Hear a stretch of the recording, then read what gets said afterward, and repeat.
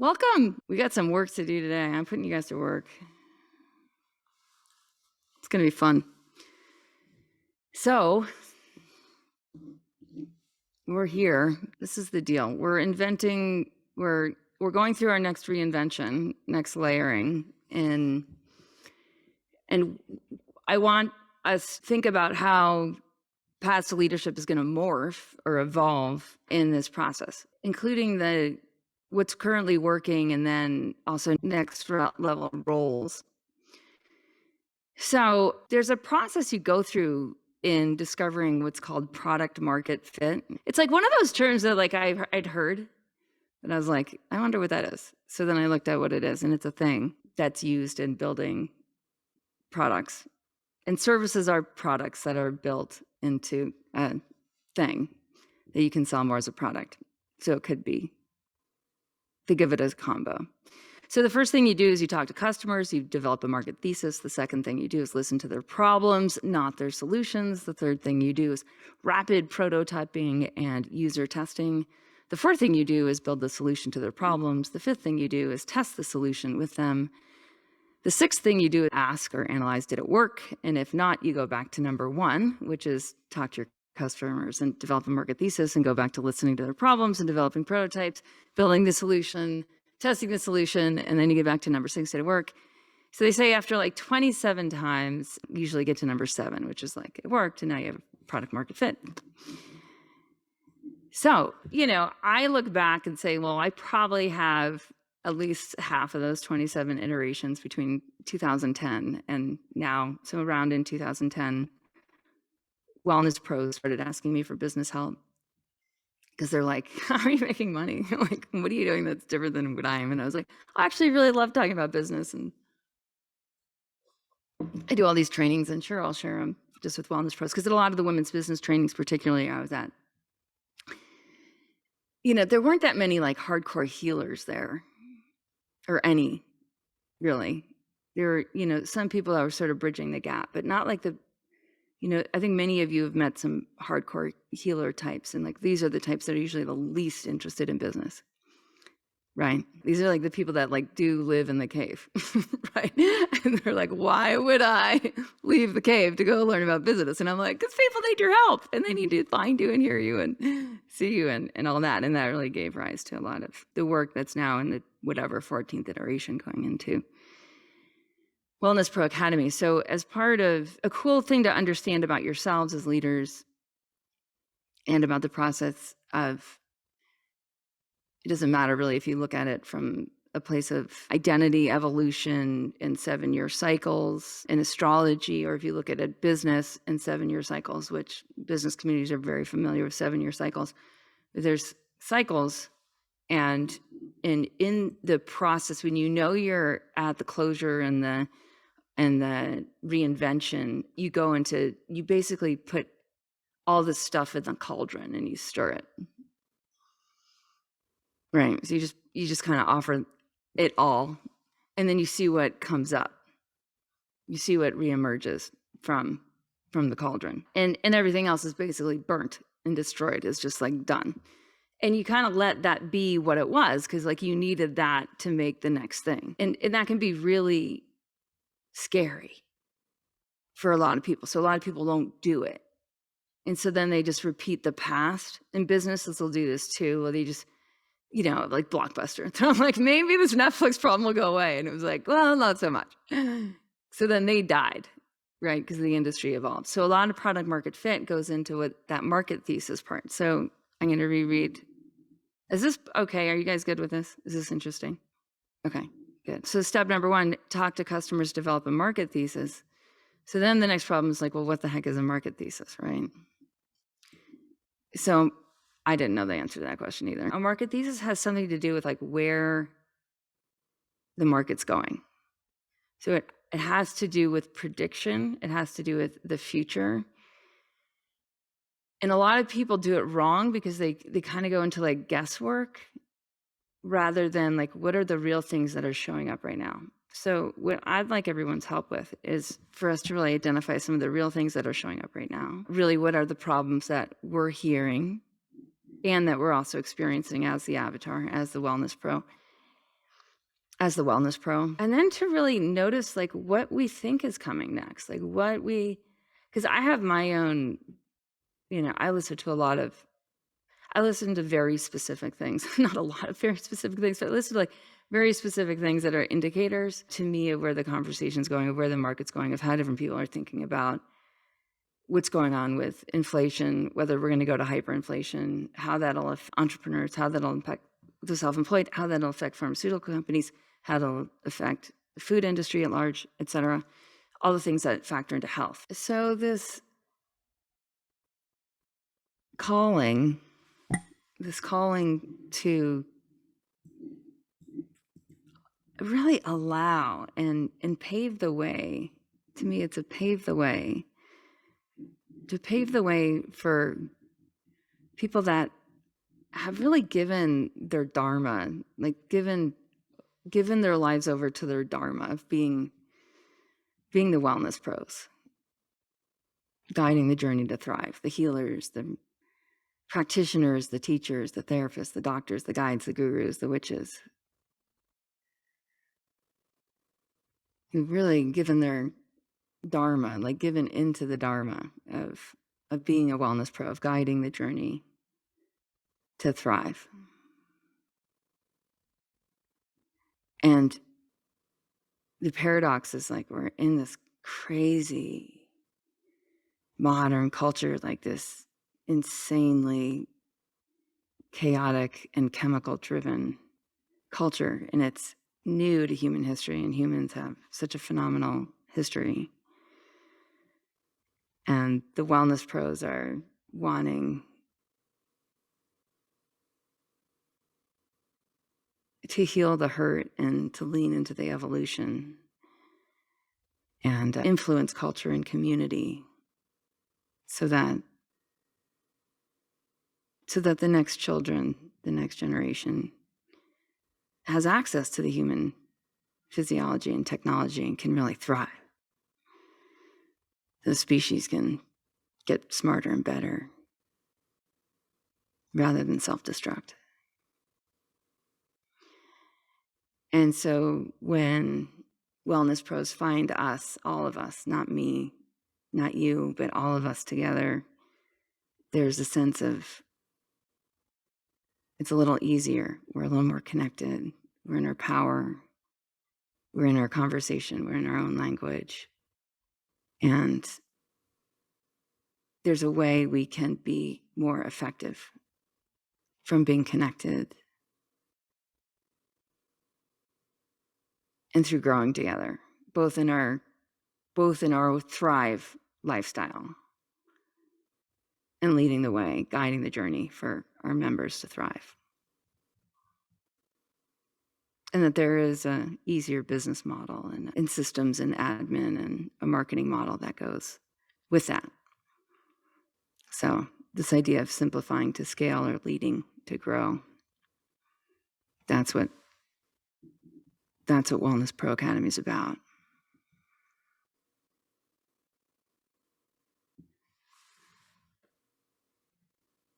All right. Good. I am super fascinated by that last 5 minutes, how much illumination there was for me with market thesis, with like the time, like product market fit and how that goes to market thesis, like how the timing is really, it's really important, especially as the world's changing faster. The market thesis changes in relevance. Do you guys hear like Bill Gates is buying up all the US farmland?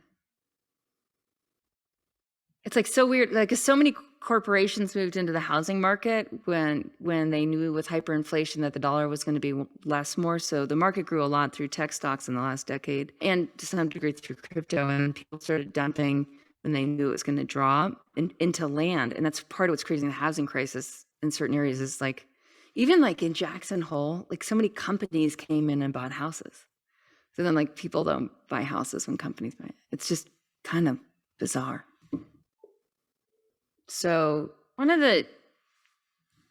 analysis I heard in the last, and this is very much going into where product market fit meets market thesis, is the economy the economy was kind of like, doing a lot of, it was really going up a lot since the '08 dip or crash or recession. And we're looking at just like global macroeconomic fiat style currency. So whatever our opinions are about that. So then we hit now, and this was described as like a bit of like the sort of the next, what happened, we'll say, in the COVID economy and post-COVID economy.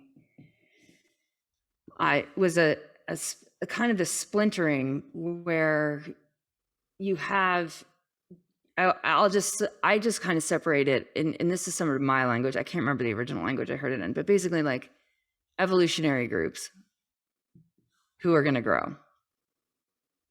And then basically everyone else who will, whether we measure it in terms of how much they're hit by purchasing power or earning power or physical health or mental health. So I don't really care which factor you take, but like takes a dive. So the group splinter, you could say this percent is like very small percentage of the population. This, is by far the majority of the population. So something like this was predicted. I heard this maybe 18 months ago. I observed it and it was like, yep. So a little later today, I'm interviewing this woman, Dr. Lease, can't remember her last name. She wrote Emotional Inflammation. Has anyone read it? It's really like on the trauma side of the emotional side, the way of characterizing the 4 different patterns of emotional inflammation so that you can use it diagnostically. It's really helpful. Her background was in the psychological impact of climate change. That's where she spent most of her last 15 years, particularly looking at millennials and in the generations after Gen X. So kids that were raised with climate change as being part of the vernacular. Okay, so what I heard and what a lot of you guys said, I was just like taking notes, is like there's this split, right? There's this split, and people find us and they're like, they're signing up for this. They're signing up for the evolutionary group. But what's happening is they're in so many of their relationships, their job culture, their work culture, their daily rhythm, their family culture, their friend culture, their extended family culture is all just in the majority. And the majority just going to degeneration, whether it's from exposures to chemicals and foods, whether it's from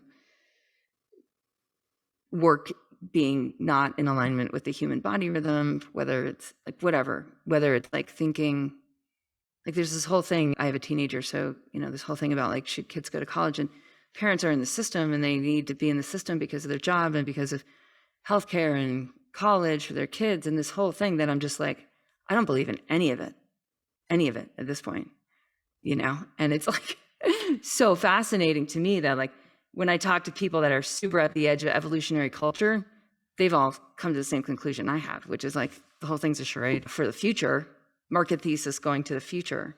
But culture pulls so strong that we just live against the rhythm and sacrifice our lives. And that's a lot of the problems that you guys were describing. I really think this is important, like how to have relevance, how to make the courses so simple, how to make it so that we cure the problem of too specific, fix it, perfectionism, which is all part of the degenerate. Those all made the list of some of the identifiers of degenerate culture, some of the identifiers of evolutionary groups. There's a quietness, there's a rhythm, there's this really cool balance to knowing when to meet up in person and when to be online. There's a vulnerability. I really appreciate that part of like this is a becoming, it's a community of becoming, it's being and becoming. This was actually a huge part. It's so cool to see this come back 5 years later out of our values, our community values. It's like, this is a community, it's a huge part of our strategy. If you look at our strat docs, high level 5 years ago, it's like,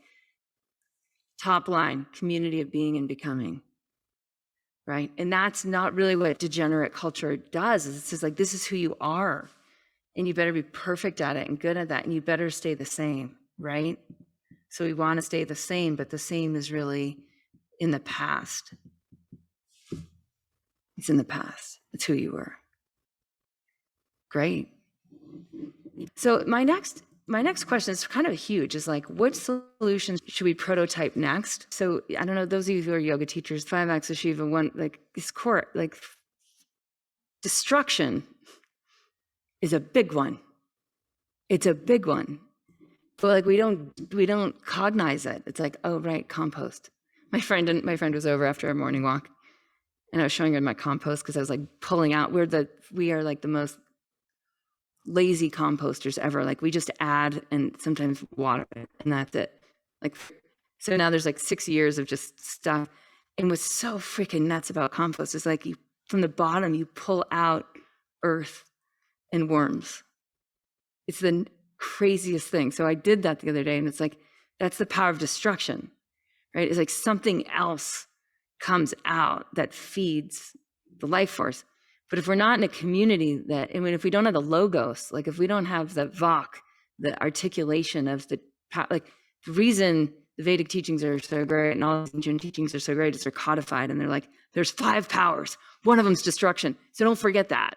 So when you need to totally destroy it, and you have to be totally vulnerable, and you have to scrap everything, and you have to find out what actually rises to the top, you're like, oh yeah, this is a thing, right? Like this is a kind of a thing that has to happen, right? Okay, so here we go. All right, again, I'm just going to go back to the thesis. We help healers, practitioners, teachers, therapists, doctors, guides, gurus, and witches. Basically, anyone who wants to guide the journey to thrive. We only work with experienced wellness pros with at least a few years in their business. These wellness pros have all the raw wisdom necessary to double their profits, but they lack the guidance, the business model, the systems, the tools, the community to get there. When they find us, they're either ready to simplify to scale or lead to grow. What we do, we help wellness pros achieve their true ambitions for impact and income with one product, life-changing client results, and a wellness lifestyle. We do this through an earn while you learn, quick results, step-by-step, foolproof process. So I just want to show you guys, this is who I'm working with next. I'm working with 2 coaching groups next. This is one. The other is Cindy Lou Golan, who I've worked with for, 15 years. She's on the feminine side. These guys are on the masculine side. So this is a lot of the companies these guys are working with, they're already at $1 million in revenue a year, and then they help them simplify.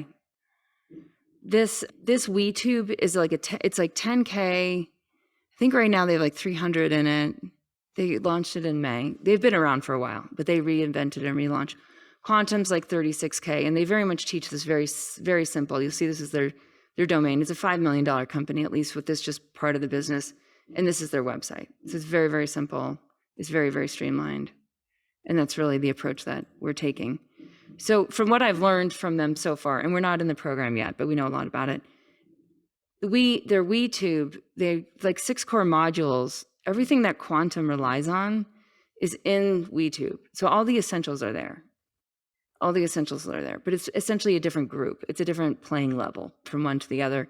Everyone in Quantum, they're just really, really quick adopters, and then they're growing together. And that's what we find happen. And again, if we go back to that K and the evolutionary group, that's what happens in the evolutionary groups, is you basically just get hooked on evolutionary groups, and you're kind of like, fuck the rest of degenerate culture. It's not worth my time. It's not worth the drama. It's not worth my life force. It's not worth my Shakti. It's not worth my Ojas. It's not worth it, right? And so then what happens is you end up in these multiplier groups. And in the multiplier groups, this is where, you go into, you could call it exponential growth, but you could also call it really synchronistic opportunity, depending on your matrika. Okay, so when I break that down, and don't worry about the pricing and the finance and all that kind of stuff. But basically, their versions, they're 2 things, right? And we have YHC and YHC Mastery. It goes to lead, and then it goes to mastery. So in lead, it needs all the core aspects of solving the problem. So lead is a mastermind for wellness pros who want to get a high-ticket journey up and running and earning.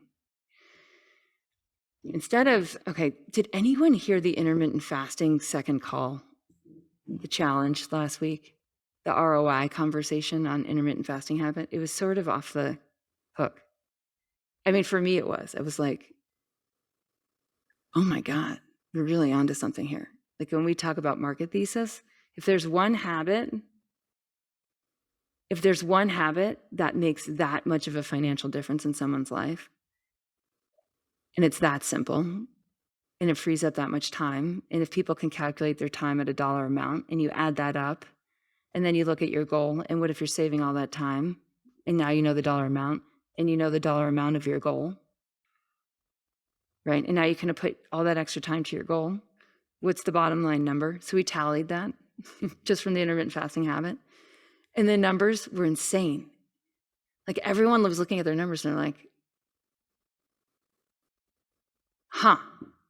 So my guess is instead of trying to teach people how to lead Body Thrive, we just teach them how to do intermittent fasting, coaching, and detox coaching, exactly what we just prototyped in Health Club. So we're selling Health Club, it's $3K. We've been selling it between $2K and $2,500. We'll sell it at $3K. We're just demonstrating that out of the gates, $3K product, very, very simple, one habit for 1 year.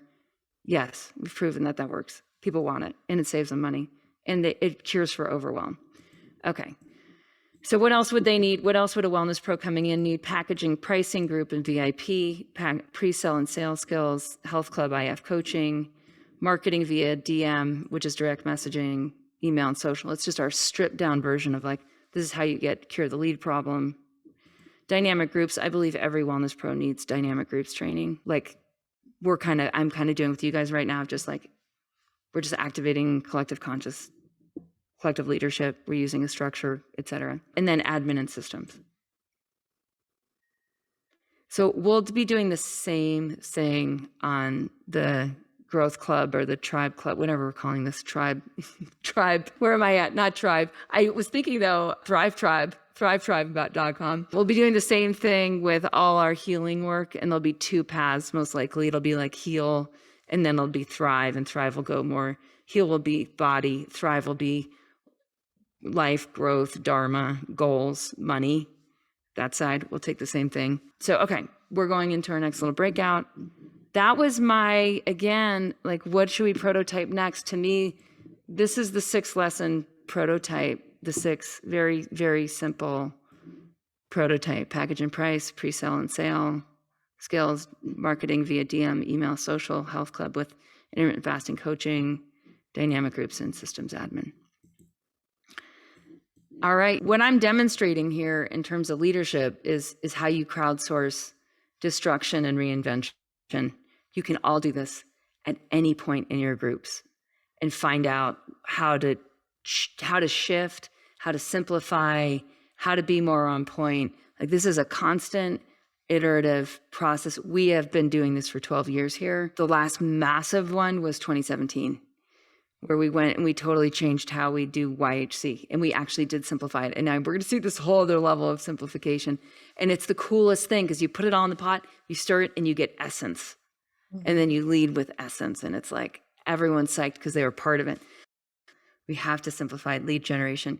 No one should take a time or money objection, because that will change our experience as wellness pros in terms of understanding inflation in an inflationary economy. And keep coming back to that K. In every conversation you're in during the day, be like, what part of the K, what group am I in now? Where are we at? And you might find like, we're kind of in this gray area. We're like, we're getting pulled here, but like, there's little touches or sparkles of there. Or like, we're totally here. And then there's these little like rotten areas of that, So does that sound good? Thanks for your love and your dedication to your members.